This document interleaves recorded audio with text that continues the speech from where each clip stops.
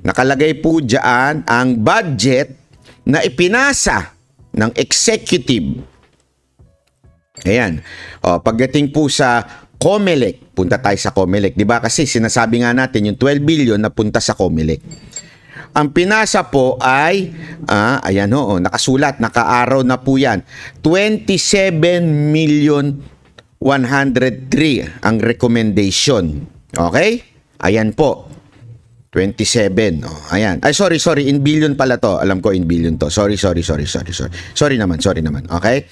Ngayon, napunta, saan napunta? So, after ng yung National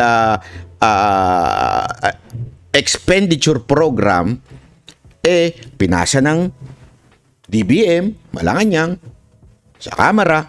Ito yung budget. O, sabi, di ba? Ito yung budget. Tapos, ang lumabas, itinapos o binalangkas ng Kamara, okay, nagagawing batas na kasama ng Senado, dumaan sa BICAM, na ang representante ng BICAM ng Senado ay walang iba kung hindi si Angara, na tao ni Zubiri. Ito na ang naging tinatawag na GAA naman. Ano po yung GAA? Ibig sabihin po niyan. General Appropriation Act of 2024. Sa madaling salita, isa na po siyang batas na ipinasa ng Kamara at ng Senado. Na supposedly, ang amount lang doon sa unang proposal ay, ilan ho yan? 27. Ngayon, kasi in billions to so kasi para lumiit na lang yung pagkasulat. Nung napasa na sa GAA, eto na po yun. Ayan, malinaw po. Naging, ayan, nakasulat na ho dyan, naging 40 billion. Okay? Sa madaling salita, mga kababayan, yung 12 million ay nadagdag sa COMELEC. Nagigets ninyo? So, from 27 billion, nung pinasa ng Malacanang, Kamara, ginawa ng Kamara, dinagdagan ng 12 billion ang COMELEC, inaprubahan ni Senator Angara, siyempre, sa pamamagitan ng utos ng Senado na Senate President ay si Zubiri. Pinahintulutan niya ito, pinayagan niya na madagdagan ng 12 billion. Saan napunta? Ulitin natin hindi po natin sinasabing binulsa. Hindi po nila mabubulsa yan. Taon-taon na po yan na talagang, kunwari, pag-uusapan yung budget, may babawasan, may dadagdagan. Etong 12 billion, nabawas ito sa Senado. Ibig sabihin, ang budget ng Senado, ng buong institusyon, hindi ho ng Senador, ng institusyon, yung Senate, ay nabawasan. Actually, ang balita ko nga, hindi nga ho 12 billion na nabawas. 15 billion talaga. Okay? Although haka-haka pa lang yun, mahirap na. Magadun tayo, di ba? Although pag tatanungin nyo yung ibang mga senador, alam nila yan. 15 billion talaga. So, yung 3 billion, hindi nila alam kung saan napunta. At hindi pa mahanap. Kung saan man yun, hindi natin alam. Basta, ang balita ko, may magre-retire. Hindi natin alam. Hanapin nyo na lang yun. I-google ninyo kung sino yung magre-retire. Yung 12 billion napunta sa budget ng COMELEC na hindi naman hinihingi ng COMELEC. Hindi ho ito hinihingi ng COMELEC. Bakit? Sapat na po kasi yung budget nila para sa eleksyon. Okay? Na ang budget po nung eleksyon ay sapat na. Bakit nadagdagan ng 12 billion? At bakit pinayagan ni Zubiri na malagyan ng 12 billion? Yung COMELEC. Ito siste. Ito siste.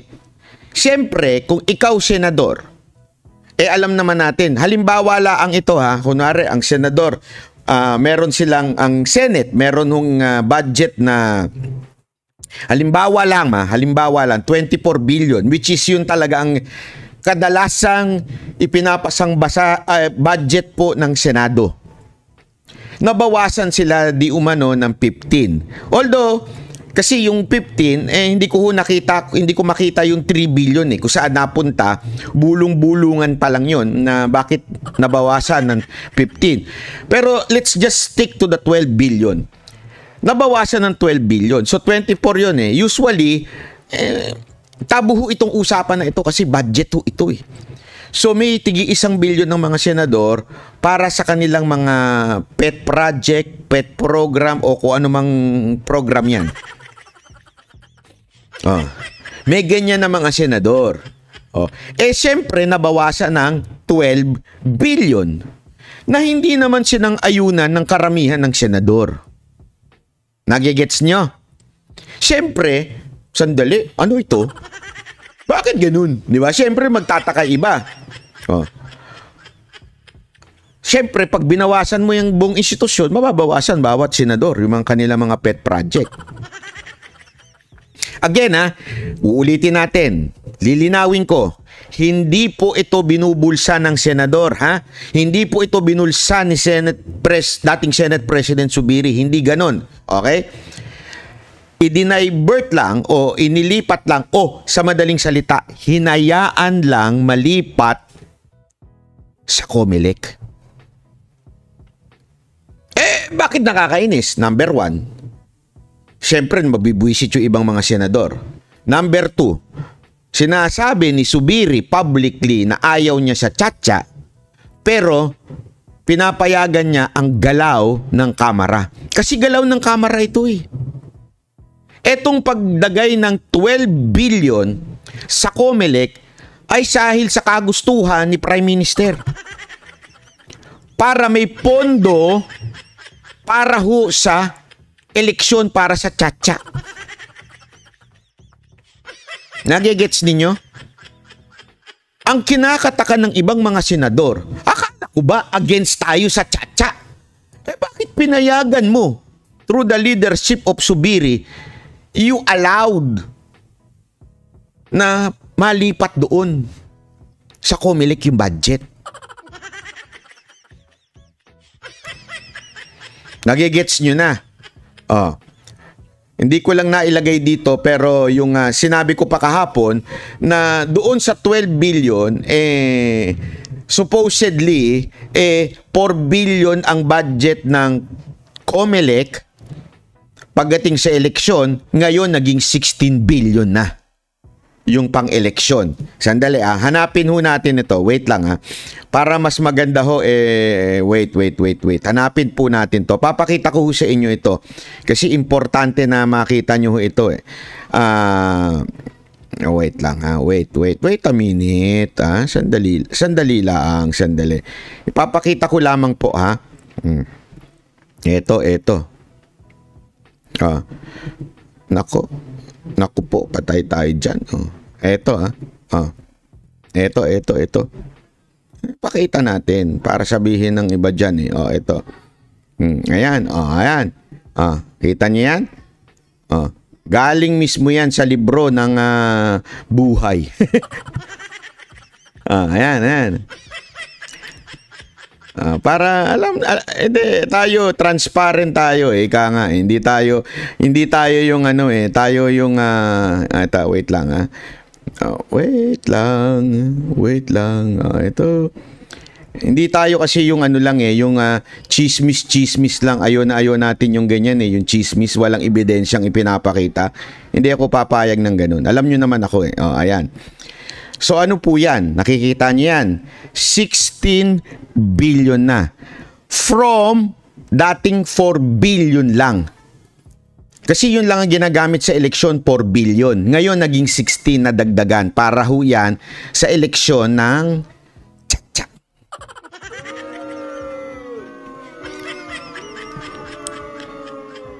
So isang malaking kasinungalingan yung sinasabi ng ilan dyan na todo depensa sila ngayon na kaya kami natanggal, kaya dahil galaw ito ng Malacanang.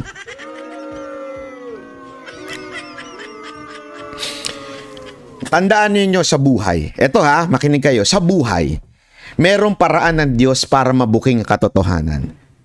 When everyone becomes greedy. Naintindihan nyo? Pag ang bawat isa naging greedy, mag-aaway at mag-aaway yan. Pag ang isa nag-away-away pagdating sa pera, hindi naman natin sinasabing greedy lahat ng senador, pero kasi pera pinag-uusapan dito eh. Maraming nainis, sabi, anak ka ng wedding. Akala ko ba hate mo yan, chacha? Bakit mo pinalulusot yung mga ganito? Bakit mo pinayagan mabudgetan ito? So, iba pala yung sinasabi mo sa harapan ng kamera at sa tunay na nangyayari.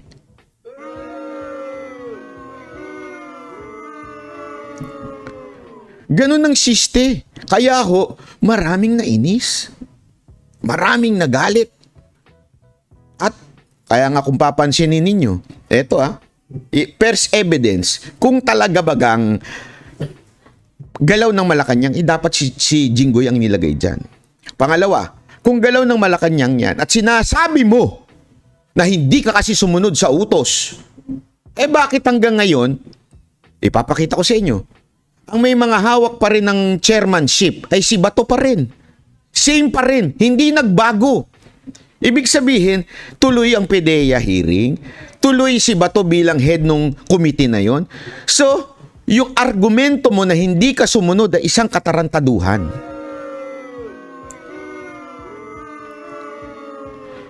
Pangatlo, kung madidiktahan, maniwala ho kayo sa akin, ang PDP na naandyan, 4 ho sila dyan. Plus, sino pa? Si Cayetano, 2 Cayetano. 6 na yun. Di ba? Bilyar pa, 2 pa yun. 8 na yun. 8 yan na hindi papayag sa chacha. Si Robin lang siguro ang meron ng medyo gusto talaga yun. Hindi ho yan magiging tuta ng administrasyon. Naku po.